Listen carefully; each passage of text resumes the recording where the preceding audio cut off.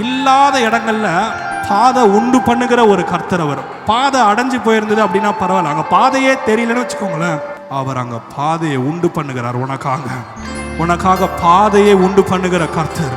நீ நடக்கிறதுக்கு உனக்கு பாதையை உண்டு பண்ணுகிறார். அந்த பாதை உனக்கான பாதை. அதை ஒரு மனுஷனாலையும் அடைக்க முடியாது, அது ஒரு நபராலையும் பூட்ட முடியாது. ஏன்னா அது கர்த்தர் திறக்கிற கதவு, அது கர்த்தர் திறக்கிற வாசல், அது கர்த்தரால உண்டு பண்ணின ஒரு பாதை.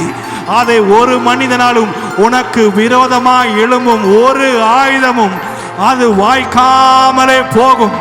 என் வலது பக்கத்துல 1000 பேரும் என் இடது பக்கத்துல 10000 பேர் வந்தாலும் அது ஒரு காலமும் என்னை அணுகாது, அது ஒரு காலமும் என்னை அணுகாது. ஏன்னா கர்த்தரே அதற்கு பதிலாவார். கர்த்தரே காரியங்களை சாத்தியமாக மாற்றுவார். கர்த்தரே காரியங்களை நன்மைக்கு ஏதுவாய் முடிப்பார்.